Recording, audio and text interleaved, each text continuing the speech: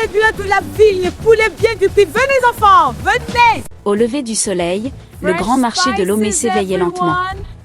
Les vendeurs installaient leurs étals colorés, les femmes portaient des paniers remplis de nourriture, et la ville commençait à s'animer. Mais parmi toutes les odeurs du marché, une dominait les autres, une odeur chaude, épicée, irrésistible. Cette odeur venait du petit restaurant de Mama Adzo. Devant sa case colorée, une longue file de clients attendait déjà. Derrière le grill, Mama Adzo agitait les bras avec énergie pour attirer les passants. Les flammes dansaient sous les poulets grillés pendant que la fumée parfumée montait dans l'air. Les clients s'installaient autour des tables en bois et mangeaient avec plaisir, riant et discutant. Un homme demanda un jour. Mama Adzo, c'est quoi ton secret?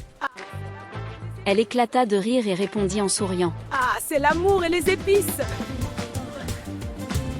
Très vite, tout Lomé parlait d'elle. Quoi? Les journaux Mon restaurant racontaient passe son dans le succès. journal? Oui, regarde. Les radios Best in voulaient town. l'interviewer. On y va tous. On l'appelait désormais la reine du poulet de Lomé. Aujourd'hui, nous recevons la reine du poulet de Lomé. Merci beaucoup. Mais à côté d'elle travaillait sa fille Efua. Efua était belle et douce, mais quelque chose n'allait pas. Chaque mois, elle semblait un peu plus pâle, un peu plus fatiguée, comme si ses forces disparaissaient lentement.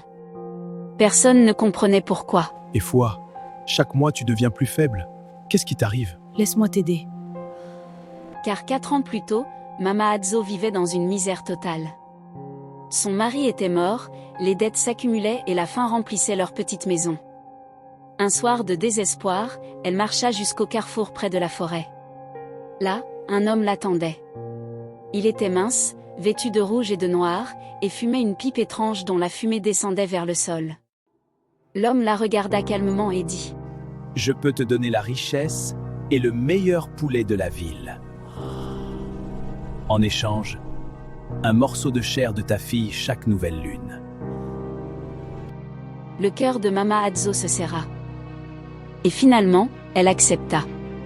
Quelques semaines plus tard, son restaurant ouvrit. Et le succès fut immédiat. Chaque jour, de plus en plus de clients venaient. La file devant son restaurant devenait toujours plus longue. Mais pendant ce temps, Efua devenait de plus en plus faible. Au marché, un homme commença à avoir des doutes. C'était Kodjo, le boucher. Un jour, en examinant la viande, il fronça les sourcils et murmura. Mais cette viande, ce n'est pas du poulet! Il observa alors le restaurant. Il remarqua quelque chose d'étrange. Il n'y avait jamais de poule dans l'arrière-cour. Un jour, il vit Efua marcher lentement dans le marché. Elle semblait prête à s'effondrer. Il s'approcha d'elle avec inquiétude et dit : Efua, chaque mois tu deviens plus faible. Qu'est-ce qui t'arrive? Laisse-moi t'aider. Mais Efua ne répondit pas vraiment. Inquiet, Kodjo alla voir le vieux prêtre vaudou du quartier. Après avoir écouté son histoire, le vieil homme resta silencieux un long moment, puis il dit : Kodjo, va voir la fille et dis-lui de ne pas dormir ce soir. La nuit de la nouvelle lune arriva. Dans l'obscurité de la maison, Mama Adzo ouvrit doucement la porte de la chambre d'Efua. Elle tenait un couteau dans la main.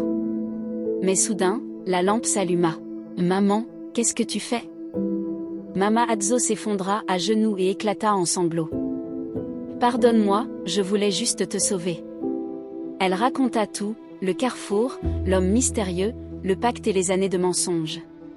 Quand elle eut fini, Efua resta silencieuse. Puis elle dit calmement : « La ville doit savoir. » Le lendemain matin, tout le marché se rassembla.